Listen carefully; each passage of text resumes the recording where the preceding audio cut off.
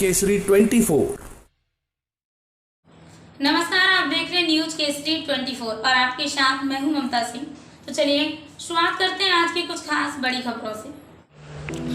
विश्व महासागर दिवस की इस बार भी थीम है कि पुनरुद्धार महासागर के लिए सामूहिक कार्यक्रम। संयुक्त राष्ट्र महासभा में महासागरों को बचाने के लिए स्थानीय प्रयासों के जरिए प्लास्टिक प्रदूषण को रोकने सेव ओवर ओशन की गाइडलाइन जारी की है, क्योंकि प्लास्टिक के कारण महासागर आज डंपिंग ग्राउंड बन चुके हैं, जिसके चलते समुद्र का तापमान बढ़ने से जीव जंतुओं की प्रजनन क्षमता बहुत पर बड़ा प्रभाव पड़ गया है। उपरोक्त बात सोसाइटी योग ज्योति इंडिया के तत्वाधान में नशा मुक्त समाज आंदोलन अभियान कौशल के तहत विश्व महासागर दिवस के अवसर पर आयोजित वेबिनार शीर्षक क्या महासागर धरती के फेफड़े हैं।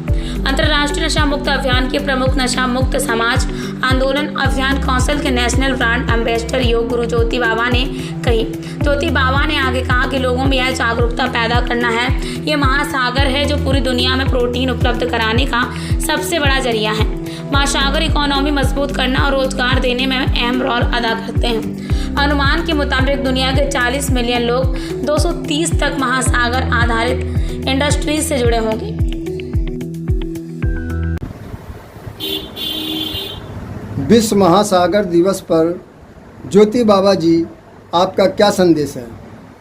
सबसे पहले तो आपके चैनल के माध्यम से देखने वाले सभी भैया बहनों को मैं अंतर्राष्ट्रीय नशा मुक्त अभियान का प्रमुख नशा मुक्त समाज आंदोलन अभियान कौशल का national brand ambassador yoga guru ज्योति बाबा नमन करता हूँ। 2008 में संयुक्त राष्ट्र ने पूरी दुनिया के जो बीच हैं, जो समुद्र हैं, उनमें जागरूकता पैदा करने के लिए लोगों के बीच में विश्व महासागर दिवस मनाने का संकल्प लिया था और प्रतिवर्ष 8 जून को विश्व महासागर दिवस मनाया जाता है। मित्रों, आज सबसे बड़ी जो आवश्यकता आन पड़ी है कि विश्व महासागर दिवस मनाना क्यों जरूरी हो गया है और हमें अपनी युवा पीढ़ी को, नई पीढ़ी को विश्व महासागर जो हैं, दुनिया के जो 5 बड़े महासागर हैं, हिंद महासागर है, प्रशांत महासागर है, कैस्पियन सागर है, लाल सागर है, बहुत सारे सागर हैं जो मतलब अलग अलग स्तर पर अलग अलग देशों के समीप हैं।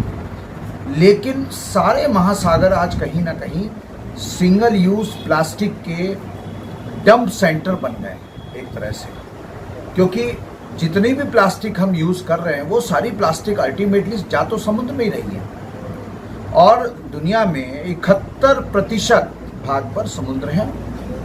तो प्रश्न आज ये खड़ा हो रहा है कि जो समुद्र हैं वो हमारे जो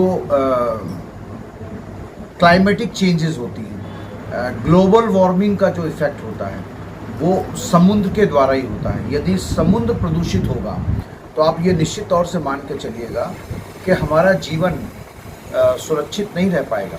सिंगल यूज़ प्लास्टिक के कारण जीव जंतु जो समुद्र में हजारों प्रकार के जीव जंतु हैं, उनका जीवन आज दुष्कर हो गया है। जो वेल है, जो शार्क है, जो डार्क है और जो आपके कछुए हैं, वो सारे लोगों का जीवन जो है वो आज प्लास्टिक और तमाम प्रकार के दूसरे जो अवशिष्ट हैं, फैक्ट्री के अवशिष्ट हैं, तमाम जो हम खादों का प्रयोग करते हैं खेतों में, कीटनाशकों का प्रयोग करते हैं, वो सारे जो है वो जा तो अल्टीमेटली समुद्र में ही रहें। तो निश्चित तौर से आज मान के चलिएगा कि हम अगर एक साथ सामूहिक रूप से अगर अपने महासागरों की सुरक्षा नहीं करते हैं तो जो आप अभी वर्षा ऋतु का काल जो देख रहे हैं, ये वर्षा ऋतु का काल भी बदल जाएगा। मित्रों, याद रखना, यदि वर्षा ऋतु का काल बदलेगा तो खाद्यान्न का उत्पादन कम हो जाएगा। खाने वालों की संख्या बढ़ती जा रही है, लेकिन वर्षा ऋतु के कारण, क्लाइमेटिक चेंजेस के कारण, ग्लोबल वार्मिंग के कारण ये जो परिवर्तन आएगा तो खाद्यान्न उत्पादन की क्षमता कम होगी।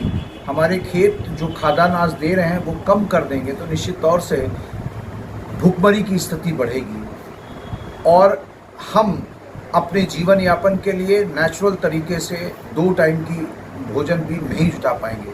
और समुद्र वक्त हो गया एक छोटे से ब्रेक का। ब्रेक के बाद फिर से हाजिर होंगे ऐसी कुछ खास बड़ी खबरों के साथ। तब तक के लिए नमस्कार।